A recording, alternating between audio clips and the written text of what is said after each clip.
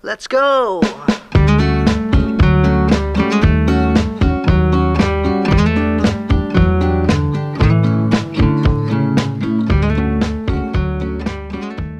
Today on Empowering Elders, we have Billy Hollingsworth, who is running for Hamilton County Sheriff. We are excited to have Billy here, and we want to give him the opportunity to use this platform to let the community know what he will be doing for our senior citizens of Hamilton County, plus his other programs and goals he has in place for Hamilton, or plans to have in place for Hamilton. All right? Right. I don't know if you want to start off with going over this. You want to read this to them to let them know? Sure. Okay. I didn't bring my glasses. Oh. But I can tell them basically what it is. Okay, well there we go. I wrote it, so I can tell you what this is. This is a letter that I put out to the citizens of Hamilton County for my promise, what I would do as sheriff, some of the programs that I have, some of the experience that I have. But the main content of this letter was to show the people that I'm going to make an offer, and I have made an offer to the commissioners and the citizens that nobody's ever done before that's ever ran for sheriff that I know of in Hamilton County. And that's if the people of Hamilton County and the commissioners are not happy with what I do and the programs that I'm going to bring to the office, after 2 years in office, I'll resign. And I've met personally with each commissioner and both judges, and I've told them this exact same statement, and they all said that was a very powerful statement, that I really want to say that. And I said, absolutely, I'm going to say that. I'm running for sheriff. I'm not running for sheriff for a job. I'm basically retired. Yeah, you don't need the income. And people say, well, why do you want the headache to be the sheriff? Well, I've been a deputy sheriff in Dallas County for 22 years. I was. And to me, I've learned so much because of the big city environment. So basically, coming to Hamilton County with a population of 8,300 people, to me, it would be a fun task and a simple task compared to what I've done with the big city of Dallas. Of Dallas. So, but the guarantee is that the programs I'm going to bring have never been brought to Hamilton County by any sheriff before, and I understand why. Because people say, well, why can you do this and the other ones haven't never done it? It's because the overall experience that I've had, that I've done these programs before when I was in Dallas. I've done them for small police departments to big police departments, and people say here are some of the programs that I'm talking about done. You can't do it here because there's not enough people. What are some of the programs? Well, one of the main programs to benefit the county and the sheriff's office is a large reserve deputy program. And the reason... What does that mean? That means bringing in more personnel that are certified deputies that do it for free. They love law enforcement. Like a volunteer program, kind of like the fire department? It's kind of like a volunteer. They do volunteer their time. They are all certified officers, TCLO certified. But they're people who love law enforcement but have other jobs that pay more money. But they love to do the law enforcement. Or they're retired law enforcement that want to continue to help the community that are retired. I think that would be a good idea, to have people that are retired to still help with their own identity by being involved with the community and still feeling like they're doing their duties as a citizen out there protecting the community. Right. Yeah, so that's one of the programs that you're thinking about. And people say, well, where are you going to get 30 or 40? Oh, I bet you'll find them all volunteers? crazy. Well, and just in the time I've been campaigning in Hamilton County, I've run across over 30 people that live in Hamilton County that are retired law enforcement that said they'd love to throw in 3 or 4 days a month just to keep their commissions active and to participate to help people. Yeah. So they're here But still, you can, on a reserve program, you can ask for help, or the reserves can come from other counties, Dallas, Waco, Abilene. They come from anywhere, because when they come here, when they check in on duty, they're here. You know? But what if, okay, so they come, they work their 4 days a month, and one of those days they make a big bust, or you know, I don't know, a ticket or a report or something, and will they continue to follow through the investigation, or how is that process? Do they just pull someone over, and then from once they write the ticket out, then it goes to, they're no longer involved, or? No, it's just, they're like, when a reserve is on duty, they have the exact same obligation and the laws and authority as a regular paid officer does. And if they pay, you know, they're here and they stop somebody and give them a ticket, and the ticket comes up in a month to go to court, well, they have to come back to testify in that case. So they'll still be involved? They'll totally be involved, and they understand that. And like I said, most of the people that are reserves, they know how it works. So yeah, they plan on, if they do something, to stay involved until the end of it's resolved. So, And I think that's one great thing about having this podcast is y'all might know what it means as law enforcement and with your experience, but us as just a normal citizen, we don't know, and we don't know the process. So I think it's good for you to be out educating people that this is, you know, we could have this reserve, not an agency, reserve department come in to help with cost, because you won't have to pay them anything. They're volunteering their time, but also exactly what their job is and how they're going to benefit Hamilton County. So most of the reserves, and what I plan on doing with the resources of the reserves, instead of putting a paid deputy, say in court, as a bailiff, instead of taking a deputy off the street, which we don't have enough of, put a reserve in that court as a bailiff. And what's a bailiff? It's protection for court. They stand up for, well, there's security in the court. So like whenever we see, when court's going on, we see a sheriff car over there, that's the bailiff? Yes, that Okay. guy usually sitting up by between the judge and the defendant for case.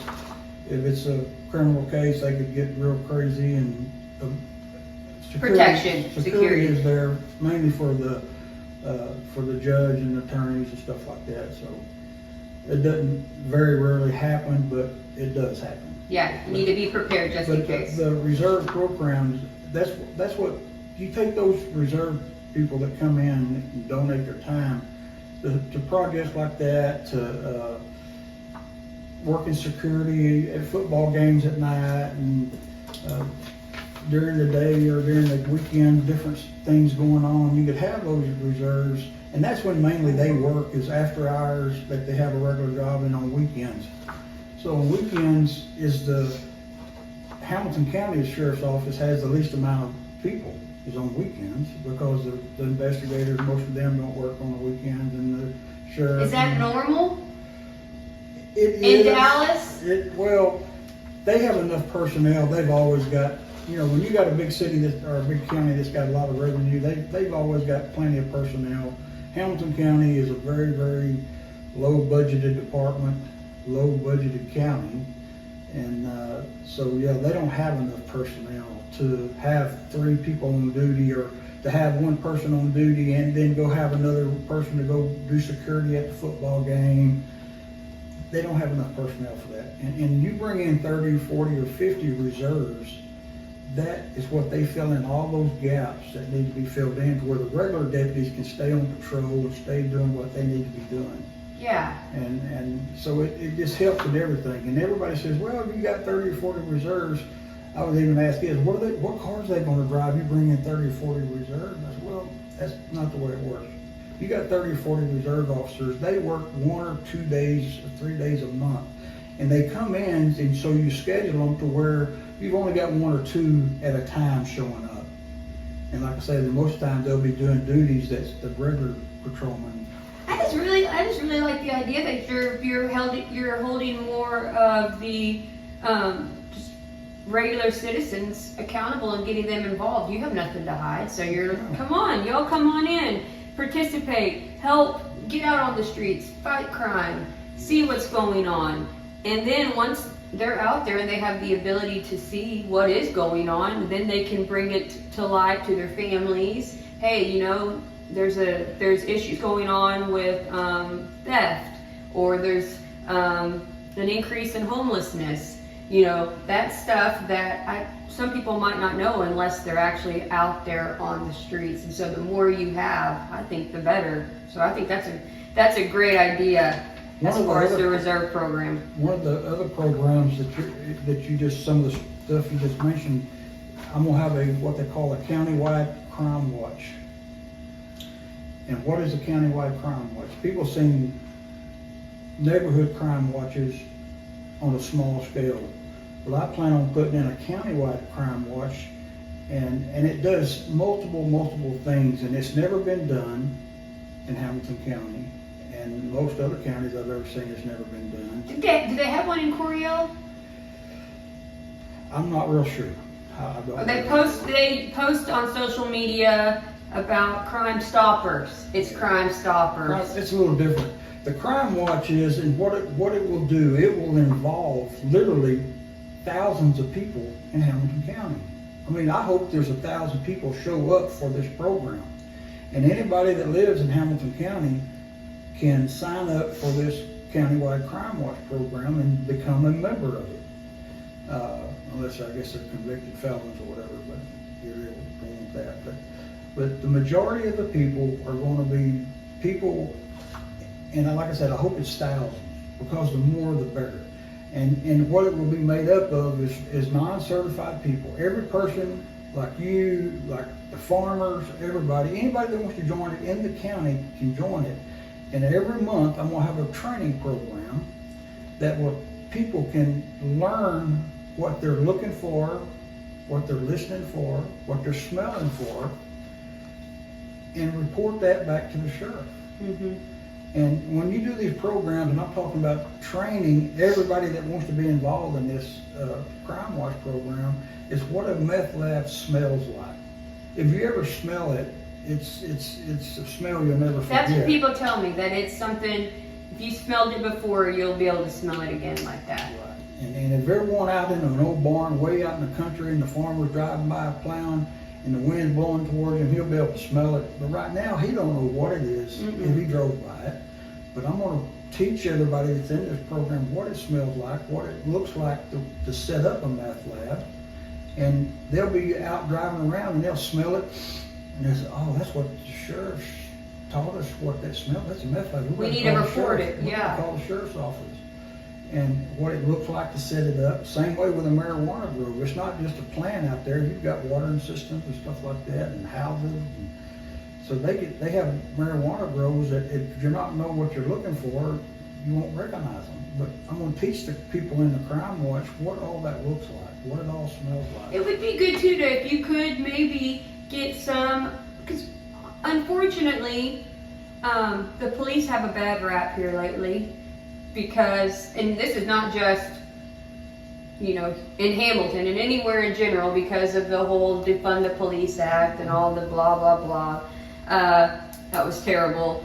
But I think if you do this countywide crime watch and also involve the high school students, the children, have them more involved so they know that, you're not supposed to be scared of the police. They're here, or the sheriff's department. Peace officers, they are here to help you. They're here as a resource and a tool, and they're there to keep you safe, and you want to have a positive relationship with them.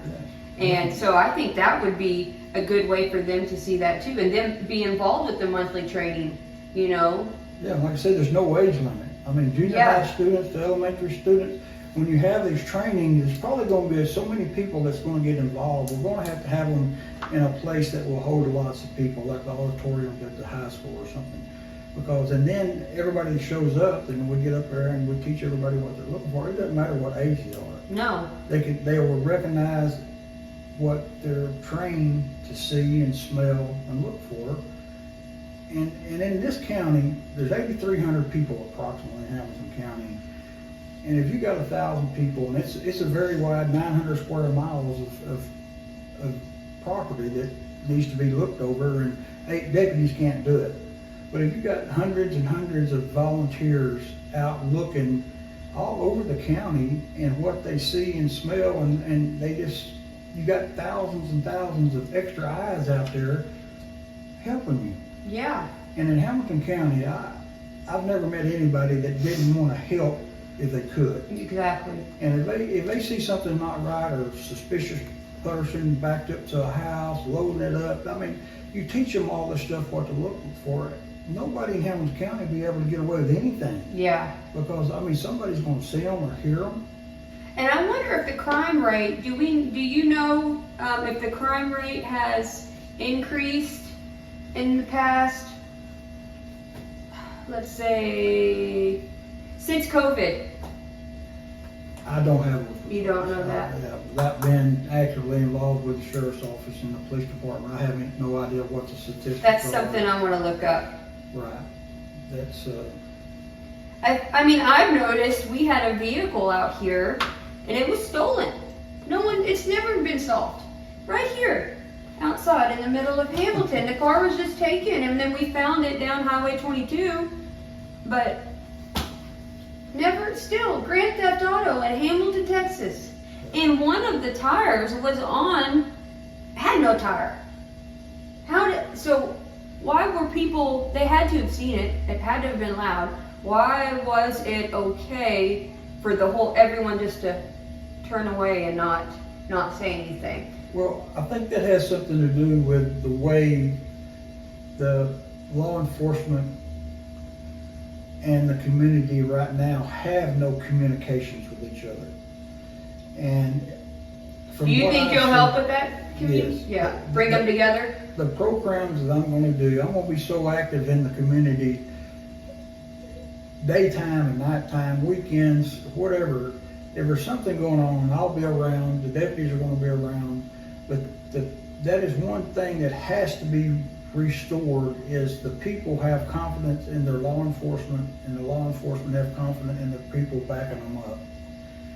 And if you're dealing with the people every day, going to the schools, doing different programs, being nice to everybody, treating people the way you want to be treated, the law enforcement has to be trained and guided to do that. You just can't bring in officers from all over the country to work in a small city and county like Hamilton County. They're not taught to treat people the same. Mm-hmm. When you stop somebody in Dallas County as a police officer or a deputy, it's a whole different atmosphere in the way you have to make that stop and treat those people compared to Hamilton County. For sure, 100%. When I worked in hospice, our hospice company was humongous, and so we had patients in Dallas, and then you'd have patients in Hico. Well, the way you go and approach that patient in Hico is completely different to the way you dress, the way you talk to them. I didn't even want the salespeople from Dallas to even come down here and meet with my patients, because I was like, you're going to scare them off because you're coming in a business suit. You're not, we need it to be real relaxed and calm. It might be fast and going up in the Dallas area, but over here in Hamilton, people come here to slow down. And I think you're totally right. Yeah, the approach is completely different. Well, the people here, I look at Hamilton County as 40 or 50 years behind time of the big cities. And people here still act different. They are different because it's so laid back. Mm-hmm. And in Dallas, like I said, you got to be on red alert. You stop people, you got to treat them like everybody's a bad person, because there are so many bad people in the big city. Mm-hmm. But in Hamilton, if you stop somebody and you got on a suit that looked like RoboCop, you scared people to death. Mm-hmm. And that's one image that I will change as far as the type uniforms, the way people react on a stop with the people that are local here. You've got to do it all different. And that will be a lot of changes that I will be changing, is the uniforms, the appearance, the attitude of the deputies.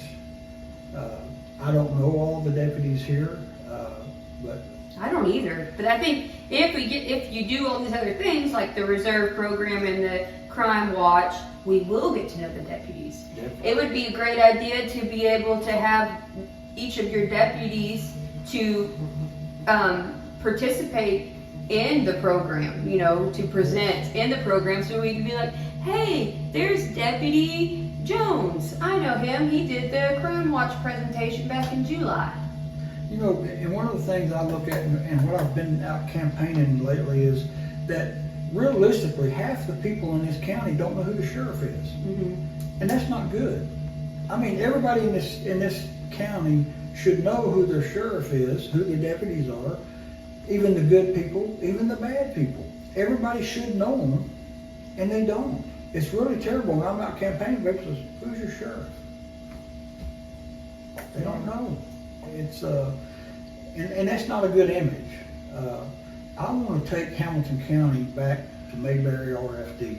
I want to make it a small community type law enforcement. Everybody knows everybody. Everybody's nice to everybody. It's just the whole atmosphere is going to change if I'm elected sheriff. What all, you know, you hear about the sheriff and their role, and a lot of it is budgeting too, correct? Yes. So, and I'm just trying to be realistic, but how, I mean, that's a lot of work for you if you're going to bring in these programs, plus have to worry about the budget. Well, the budget is, all these programs that I'm bringing in are going to be 501(c) nonprofit organizations. The Crime Watch will be an organization, a 501(c). They will do their own fundraisers. Who's they? The members of the Crime Watch. They'll have a president of the Crime Watch, kind of like a homeowners association, that they will organize their organization, and they'll have members in there that will do different things. They'll do fundraisers. They'll organize the meetings, put the bulletins out to where when there's going to be a training, that will be something that the organization itself will do that the sheriff's department won't do. Yeah. The sheriff's department is going to sanction this crime watch. They're going to have the sheriff's department, same thing with the reserve program. The reserve program, it will be a 501(c). It'll be organized through the sheriff's department, but it'll be a nonprofit. And that reserve program, they'll do fundraisers, basically fund themselves.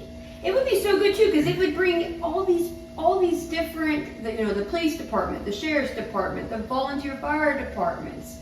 It'll bring everyone together through that program, that 501(c) 501(c). nonprofit program. So it'll bring everyone in there, so everyone has to participate and do their part, plus the community. Right. And one of the other programs too is the sheriff posse. And people say, well, why do you need a sheriff posse? Well, a sheriff posse has several functions. And the sheriff posse will be set up as a 501(c) nonprofit organization. They will do their own fundraising. They will pay for all their way, basically. The majority of the sheriff posse will be non-certified personnel, volunteers. They will be some of the deputies But trained.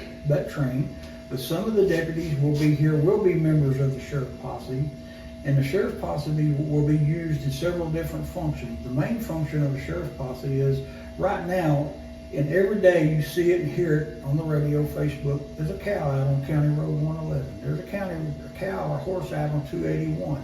Who has to go get those out of the highway? Mm-hmm. Well, right now, a deputy goes out in a vehicle, and you can't round up a horse or a cow in a vehicle. Well, what the sheriff posse will be... Horseback? Horseback. Oh, Majority of I want to do it. Most of them will be horseback. And believe it or not, there are hundreds, if not thousands, of people in Hamilton County right now that have horses. Well, Landon, one time on a volunteer fire department call, he went out there and got in the river and roped a guy who was running from the scene. Yeah. And I mean, and those other firefighters were like, you can't do that. And he's like, watch me. And he went down there and roped them and pulled them in. I mean, I don't know if that was ethical. It was a little dangerous. It probably hurt. He probably had some rope burn. Well, But he did it, and I think that would be so much fun to get out, saddle up, hit the streets, and protect and serve. yeah. Well, what the sheriff posse does, like I said, if instead of calling a deputy and taking the car out there, you call one of the sheriff posse members, and in this county, they'll probably realistically 40 or 50 of them that will volunteer. They'll have training on what to do on different situations. But if you got enough of them out there, the odds are, if there is a call for an animal or a horse or cow or whatever, that one of those posse members will live somewhere around where that call is, and all they do is go take their horse or trailer, go out there, rope it, pull it in the trailer. We'll set up a place probably up at the fairgrounds to take those animals, and then we try to find out who they belong to and get them back to them. If they don't, we're not, claimed after so much time. You put them out for auction, raise money for the sheriff posse. Yeah. And then also the sheriff posse will do search and rescue. If somebody comes up missing, a child or an elderly person walks off, this county is so big and so much wide open area, you can't cover it in vehicles and you can't cover it walking. But if you got 20 guys on horses, or guys and girls and women on horses and horseback, they can cover so much area. Yeah. And plus they're up taller to where they can see down in tall grass and brush to where if you're walking by you can't see it. So, and I was very, very big in the Dallas County Sheriff Posse. We had weekly trainings, monthly trainings, yearly trainings, and basically on search and rescue and security. If a major disaster happens, a tornado hits here and it tears up half the town, the posse gets out, starts patrolling. I want to be on the posse. And start doing things. Wouldn't like that be fun? Yes.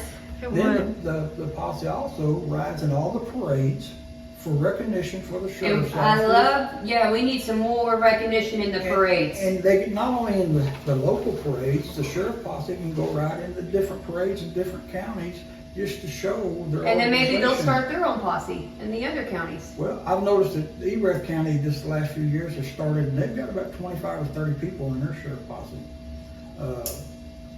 I think every sheriff department needs a posse.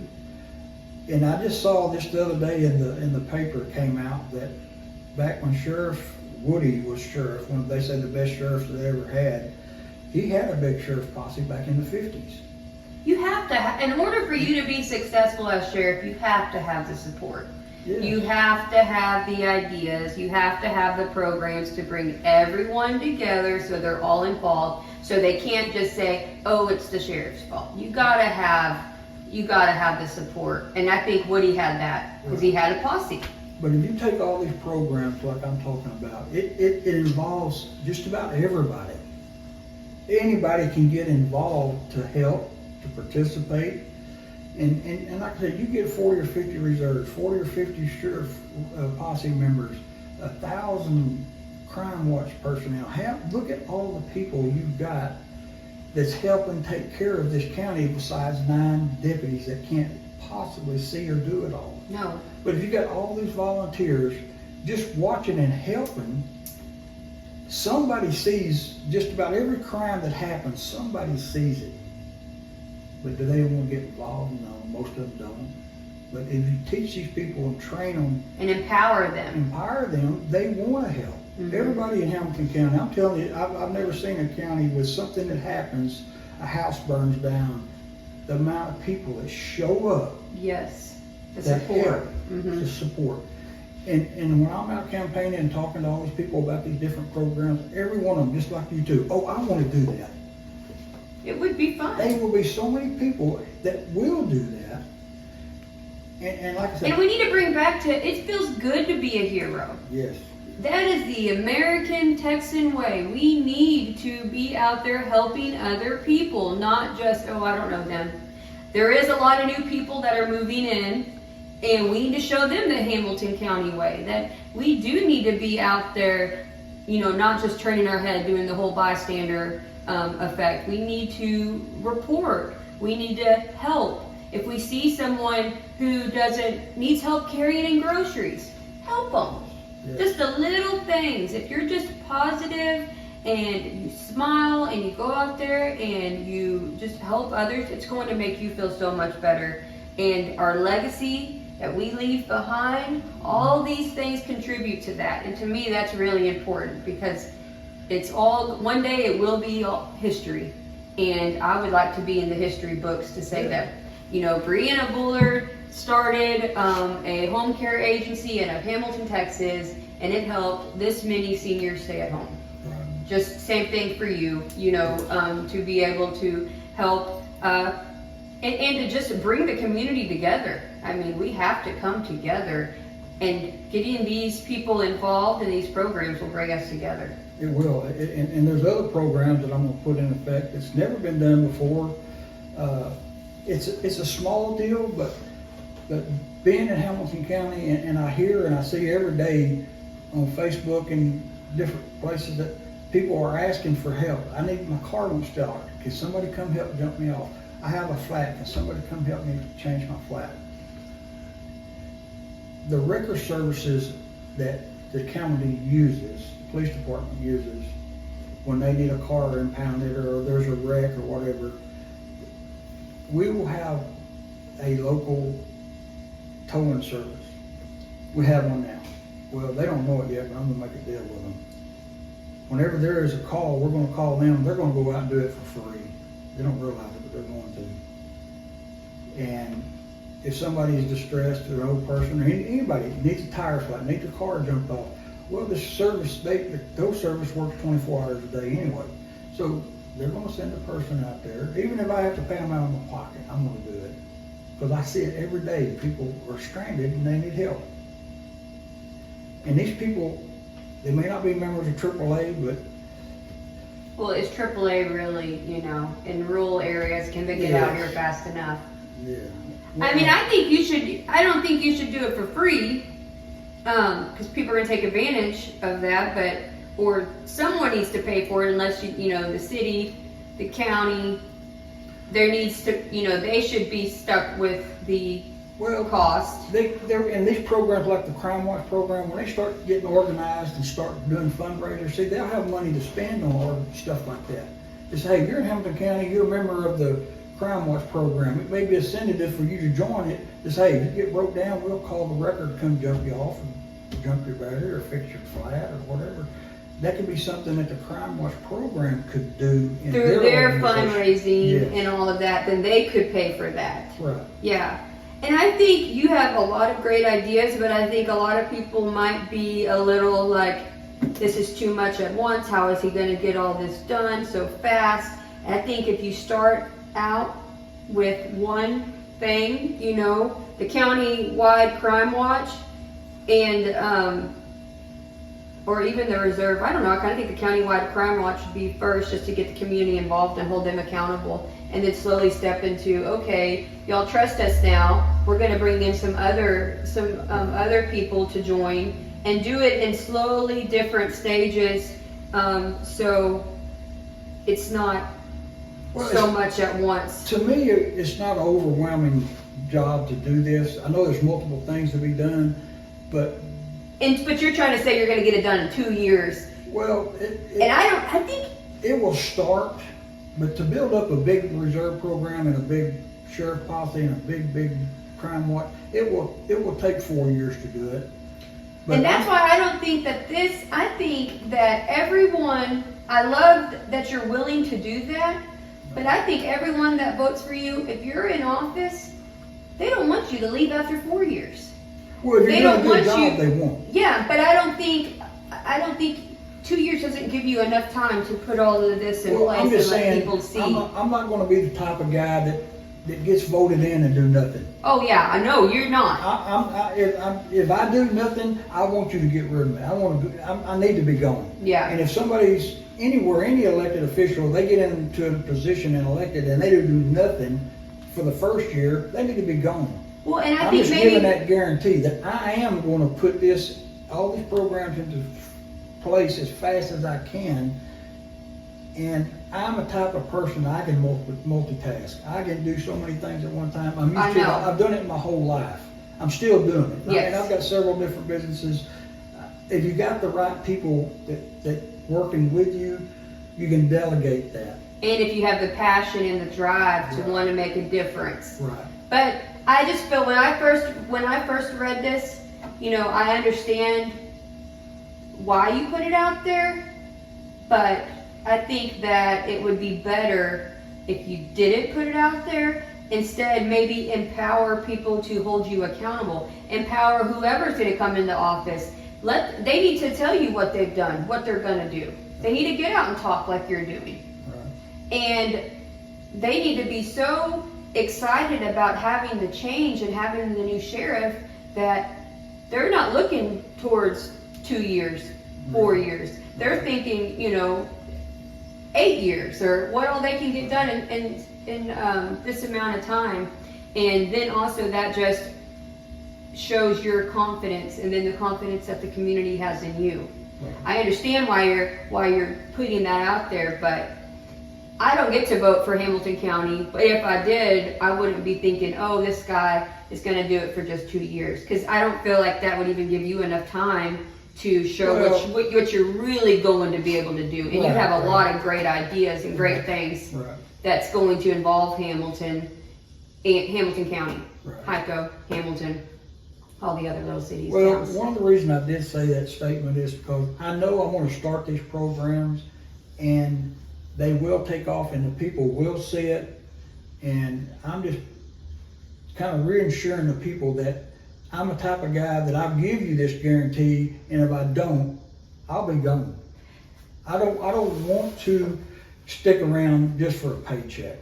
Well, and I think sometimes your honesty, because you are very honest, almost hurts you in a way, because people are going to be like, is he being serious? Why is he even saying that? You know, and I'm just being completely honest.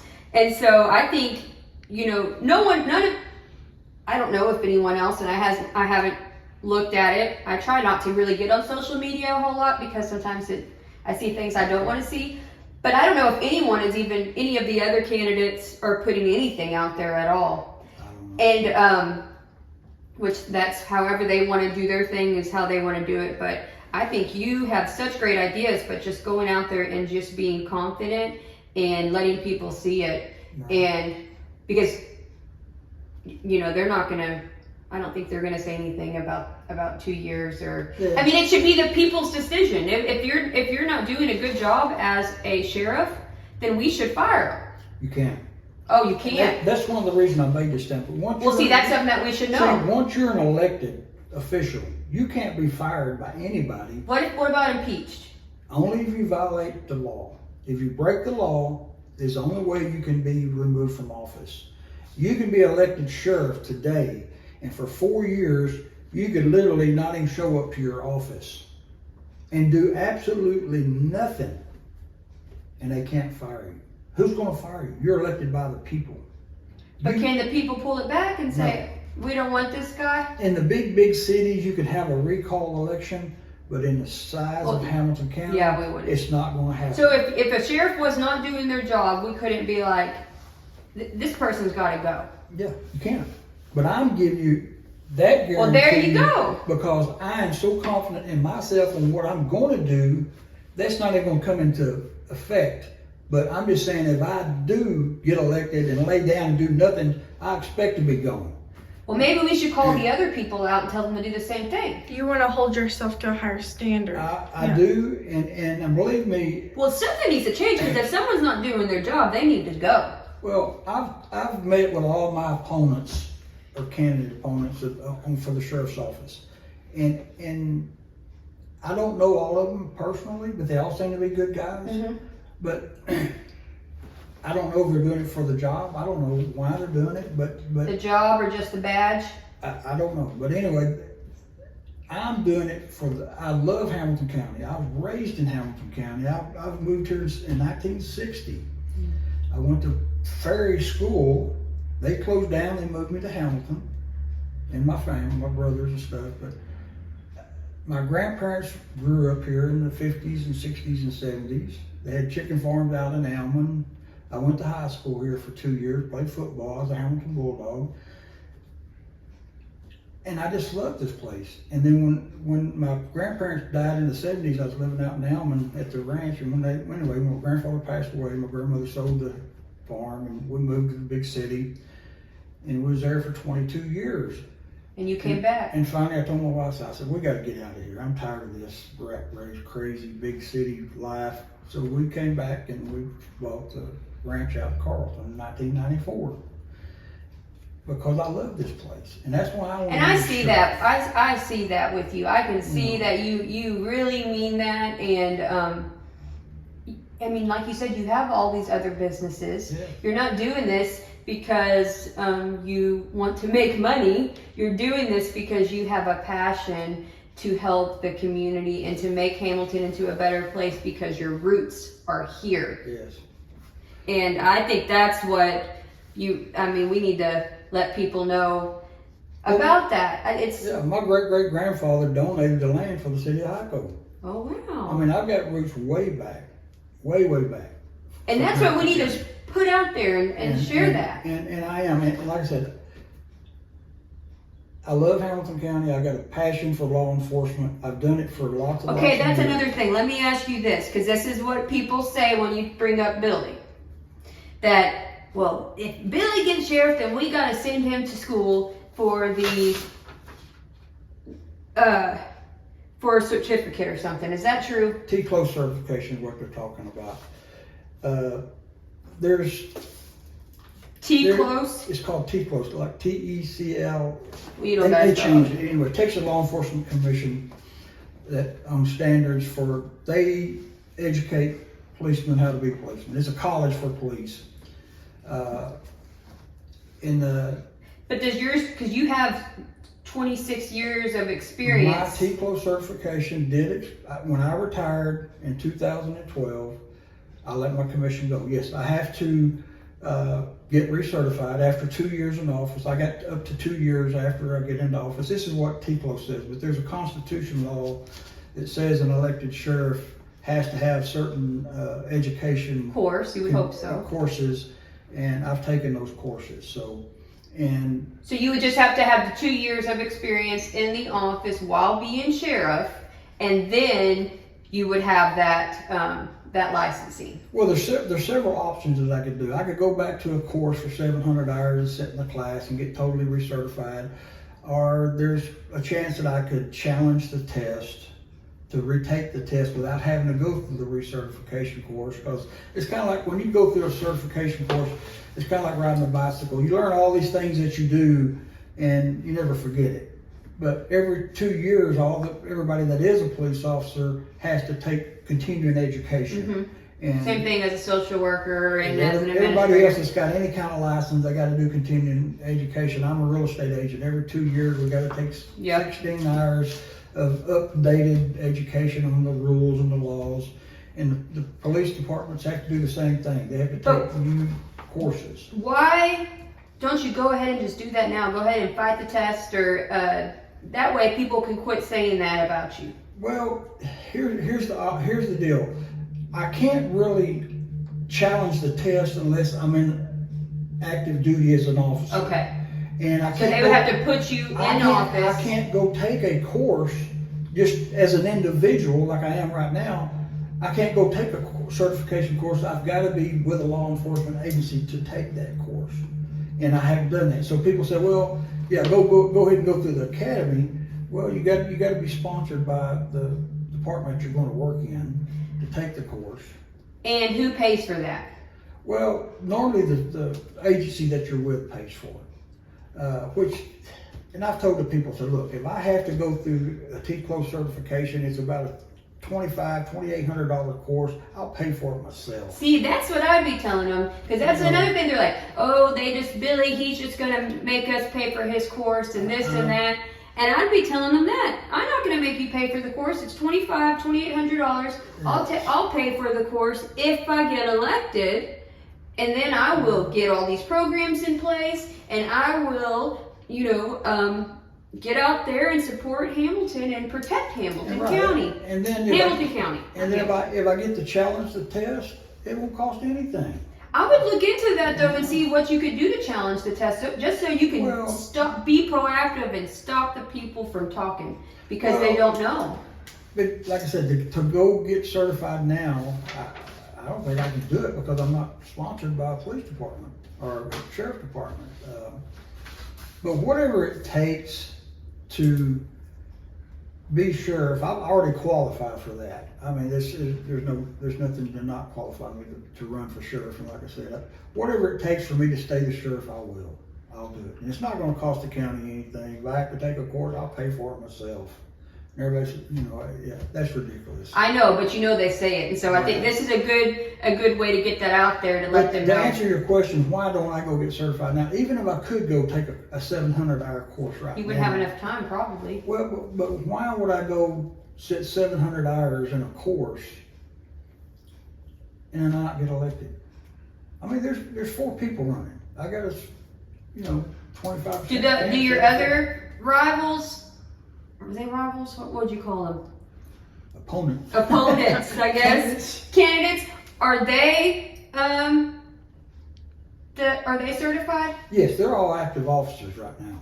Yeah. I didn't know about the other one. Yeah, they're all active officers right now. They're all in some department. So I feel like the only negative thing that you have going against you is that you're not certified. Well, and But that's you what- have the experience and you have the ideas Right. and you have the drive and you have the passion. Right. But And some of them might not have that.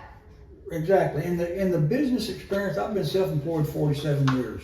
I've done so many different type businesses. I know how to work a budget with no money. I know how to work a budget with millions of dollars, hundreds of millions of dollars.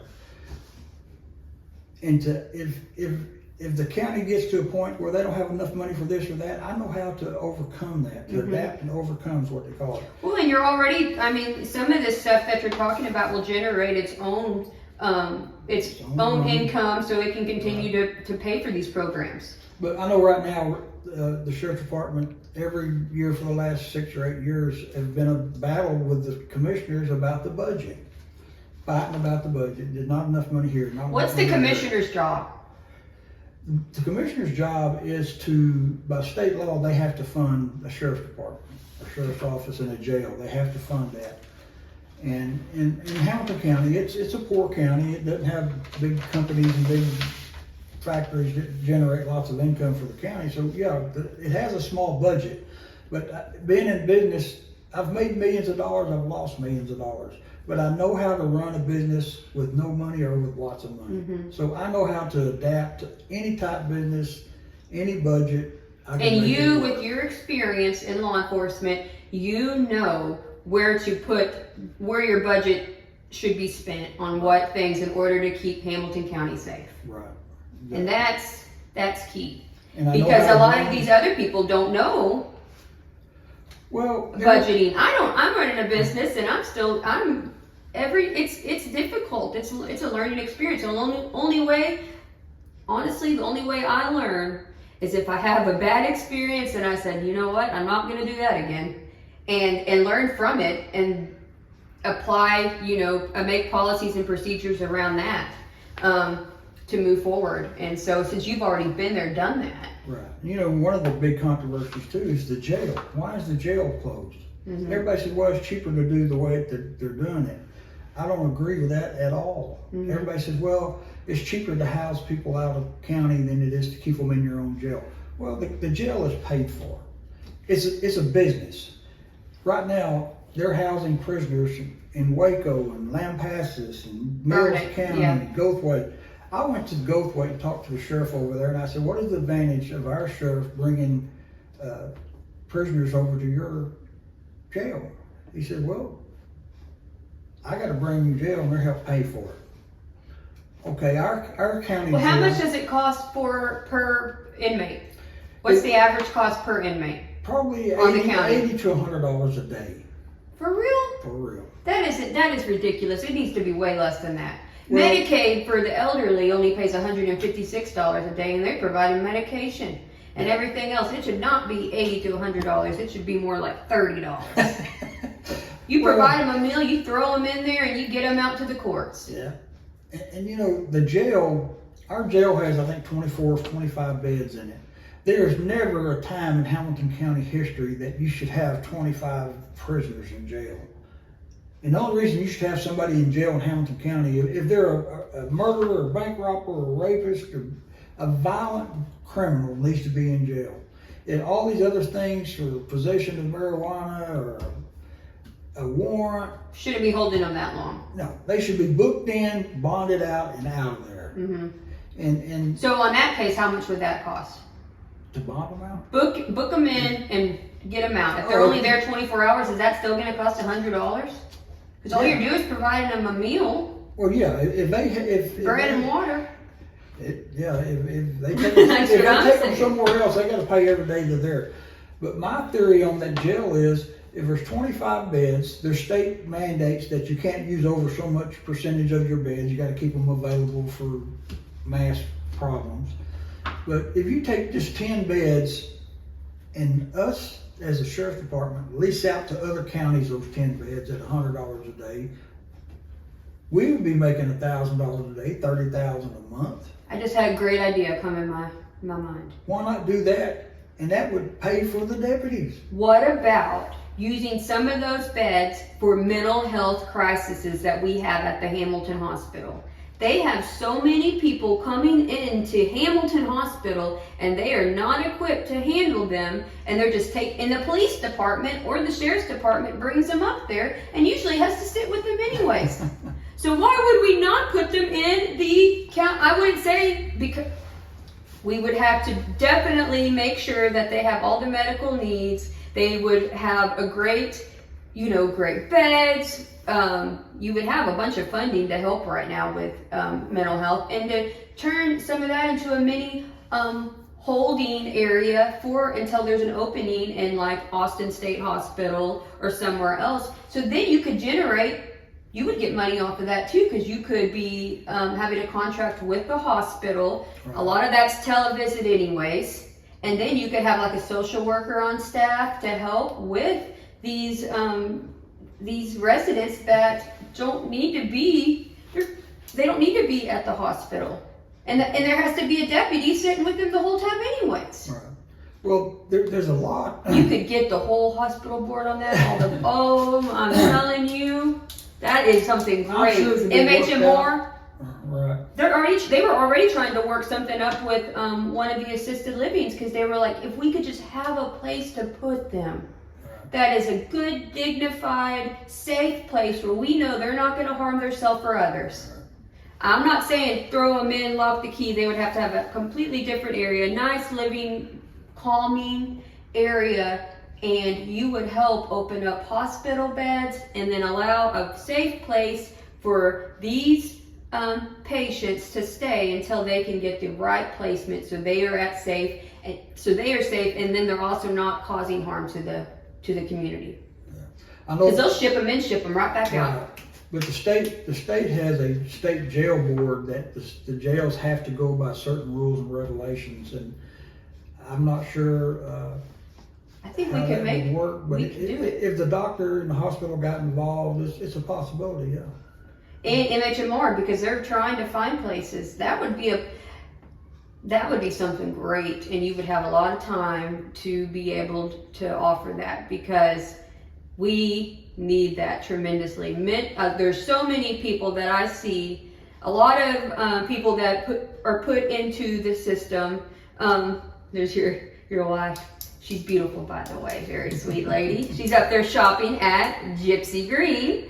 But I think that would be great for the whole community, because there's so many people that end up going to prison, and the underlying issue is that they have anxiety, depression, trauma that hasn't been treated, and this would allow for y'all to show that you're trying to be proactive and advocate for them and get them into the right place, instead of just throwing them into jail because they have no advocates, because they've burned all those bridges because they are mentally ill. And that's why they're self-medicating by using drugs and stuff. That would be a great idea to open that up. Not only, you said that you would never have the sheriff's department full with 25 inmates. Right. If you could just designate 5 or 4 rooms to them, and you have safety, you have a deputy there watching them instead of wasting them over there at the hospital. You have them right there in the same place. It would be great. Yeah. I don't know why we don't do that more in other places. I think it's because they're like, well, they're not prisoners. No, they're not. This is a completely separate entity from the, it's not a prison, from the what do you call that? The sheriff's department, the cells. What do you? It's a jail. A jail. It's not a jail. It used to be a separate entity from the jail. Yeah. But it only makes sense because we're having a deputy one-on-one there anyways to keep everyone safe. Yeah, you just have to get the rules different and agencies regulations together to see what they can do to work together, because the cells may have to be segregated. Well, we wouldn't even away. make them cells. We would make them into like rooms, like little Yeah. rooms for them. Right. See that I don't know the whole layout of the jail there. I've only been there a couple of times talking to people, so I don't know how it's laid out. Do you think it's still in compliance, or they let that go? No, it's still in compliance. Okay. I talked to the commissioners about it. They have to keep it in compliance, because if it ever gets out of compliance and they lose that license for that location, they say they'll never be able to open it again. I think having the jail back open, I know that was a big thing when they closed it down. A lot of people lost their jobs for Hamilton. Well, and I've talked to a lot of the jailers that were there, and that's another one of my not a program, but instead of having jailers, I plan on trying to hire deputies that are certified to be the jailers, because in a lot of the big cities, a lot of the jailers are deputies, and they start out in the jail as a jailer, and then once there's an opening in the regular department, they get a chance to promote up. Yes, I think that's how Gatesville does it. But if you've got 9 jailers that works the jail, if you have a big emergency, you have 9 jailers that can do nothing. But if you have 9 deputies that are all actually deputies that are the jailers, and if you need them for anything else, you can call out, and there's 9 more deputies That can assist. that can assist on something else to where a jailer couldn't. Yeah, because right now, if we're having to use our deputies to transport our prisoners or people that we arrest, that's pulling them out of Hamilton County for hours. And a lot of times, And then they there's might only stop and get a lunch or something at Popeyes. There's only one deputy usually for transfer like that, and at night, There should be 2. That's not safe. exactly, and that's where the reserve program comes into. If you still were doing transport, yeah, that's what the reserves do. That's awesome. That's That's what- great ideas. And all of this stuff just comes together to make it flow. Yes. We need it to flow. Yep. And then bring everyone together. One more idea I have. Throwing all these ideas out here. But this has been great because it just gets me excited and passionate about Hamilton. Almost to the point that I still lived in Hamilton County. Almost. But one thing that I think would be great for Hamilton County would be that if y'all had a program, and maybe you could use one of these programs, the Posse or the reserves, we need to be involved with our senior citizens. We are great. That senior center has done great things as far as for the community. They're changing the way that people used to think about the senior center. It's more of a social environment. More people are coming and eating. There's more meals being delivered. There's not as many qualifications to have those meals delivered. The community is getting involved in providing meals. I've done some meals a couple of times. There's local businesses that bring meals, so it doesn't cost anything. But we need our sheriff's department to go and check on the seniors that live at home in these rural areas, and to make sure that they have air conditioning, to make sure that they have the right heating and the right plumbing. We do that as an agency. We do safety checks and wellness checks to make sure that they're able, they have everything in place to be safe. But if y'all could do that too, it would also build the trust. They would enjoy having someone there to check on them.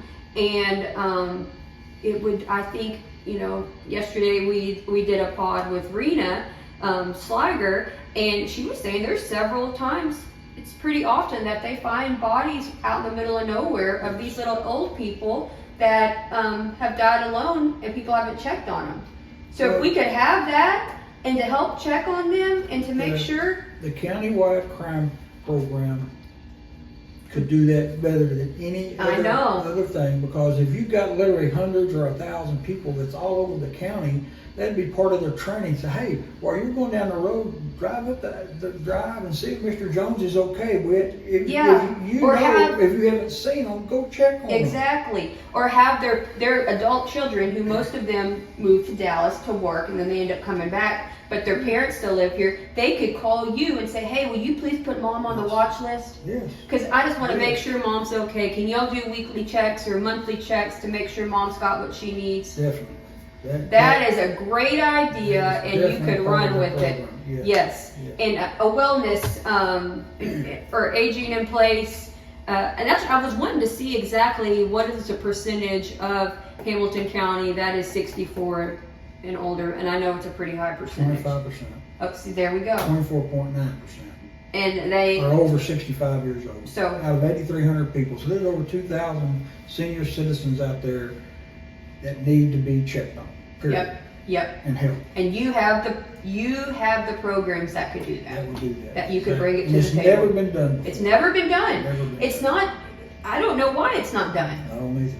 But it needs to be done, because this is sad. Finding, you can talk to the other businesses and see, and just the people that deliver medications and stuff, there is a need. These people need our support. They are our neighbors. They are, they're the ones that also have their roots in the ground, and we need to check on them and encourage safety and involvement. Yeah, exactly. Well, it's an overall picture that I'm going to put together as the sheriff. It's never been done before, and people say, well, how can you do all of this? I said, well, I have the experience in life and business and knowledge that a person that's been a policeman 30 years don't make them the best person for sheriff. They've been a policeman 30 years, that's all they do. They got binders on them. Mm-hmm. They're great at it. Professional, best you could ever do. But why did Trump make such a good president? He wasn't a politician. He was a businessman that knew how to delegate, how to get things done, how to negotiate. Do you not support Biden?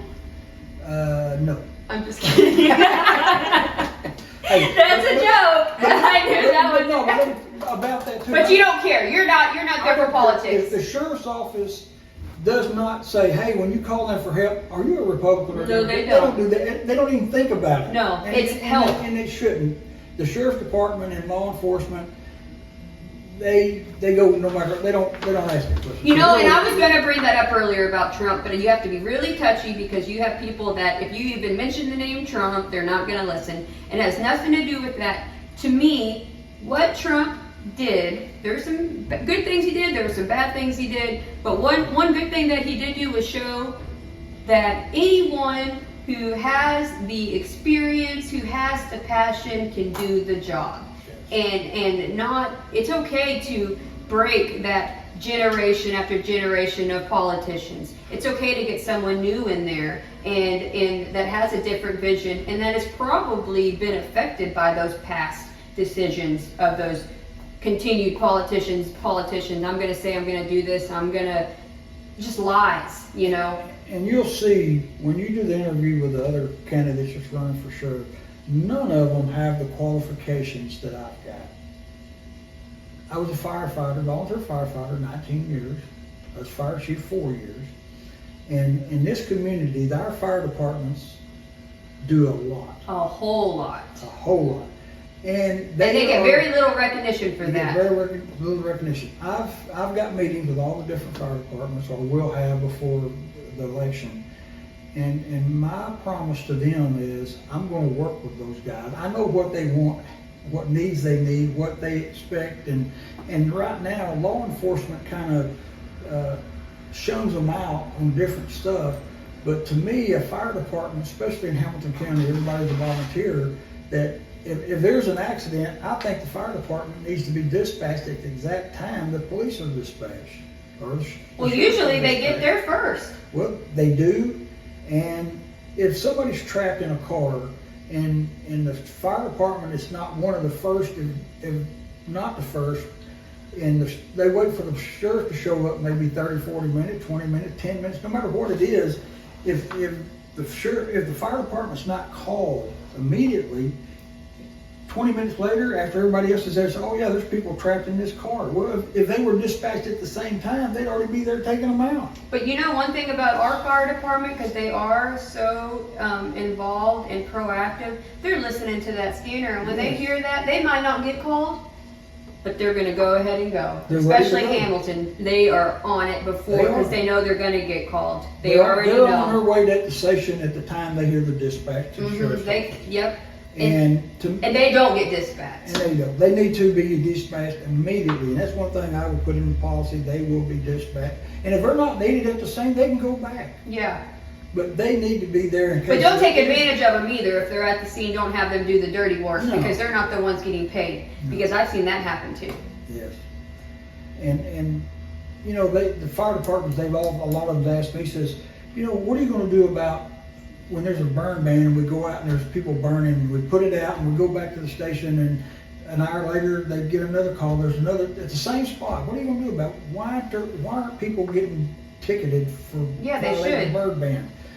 Well, we don't have, the sheriff's department doesn't have the personnel to go out on every call on a burn ban. Well, the fire department goes out on them when they get them to put them out. Because if there's a burn ban, they have to put them out. To me, I'm going to deputize the firefighters. Yeah, maybe they could be some of the reserves. I'm going to give them a ticket book, and if there's a burn ban violation, give them the authority to write that burn ban That's right. violation. That's a good idea. I mean, I was a fire marshal for 2 years in a small city south of Dallas. Cut out the middleman. Cut it out. Well, it'll take one less duty off of the deputy to go out, because he can't go all over this county, one person, because I mean, when there's people burning, it's multiple people burning. But the fire departments that we have, all these different fire departments, I believe there's 9 different ones in the county, or right at the edge of the county that responds in Hamilton County, that they're going to those fires anyway. And they got the authority to say, hey, we've warned you about doing this, you're getting a ticket. Yeah, and Well, you can see you in court. They're going to say, well, legality, well, all I got to do, and the sheriff can deputize anybody he seems that needs to be when he needs them. Like me. Anybody. If there's an emergency, disaster, or whatever, a sheriff can deputize the whole town if he wants to. He has the authority to do it. Well, there's no reason why I can't deputize these fire department personnel. At to least go the chief. out and have them go out and write a ticket. Yeah. It's just common sense. It is, and then instead of getting another one of your deputies out there having to pull them off of the streets or doing what they're supposed to be doing, you know, we have competent competent volunteer firefighters that can easily write that ticket, and then they can, if they feel like, that's why we all have the chance to go to court. If we feel like, hey, this wasn't right, we'll take it to court. Exactly.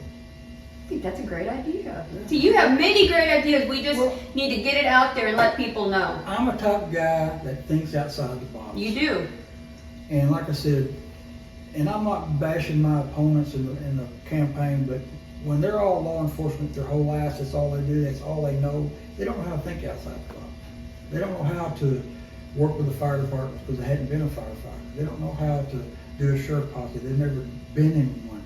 They don't know how to organize different things because they've never done that before. I've done it all. Mm-hmm. I mean, I'm not boasting about myself, but if you look at my No, resume, you need to be. I have done more than all my competitors and opponents combined. I mean, I'm 65 years old. I don't feel 65 years old. You don't act look like I'm 65. years old. No. I still got all black hair just about. I got all my hair. But You might not after no, this. to me, if I'm elected sheriff, I'm going to have fun doing it. I'm not doing it for the job. I'm doing it because I'm passionate about Hamilton County and the people. I'm going to have fun. I'm going to make the community fun again And safe. and safer than it's ever been. And it's just going to be And involved and trusting. Back to that where you can trust your neighbor. Yes. That's help what your neighbor. help your neighbor. Look after Trust your your neighbor. neighbor. and have everyone involved and everyone united and together. That's what it's all about. That's what it That's what is. it's all about. And that's what I can do. And that's what I will do. That's what I've been putting out there. Yeah. Well, thank you so much, Billy, for coming on. And if y'all have any questions for him related to these programs, you can call him at 254-386-6615. He is excited and he is out talking to people, and give him a call and think about your seniors, and everyone stay safe.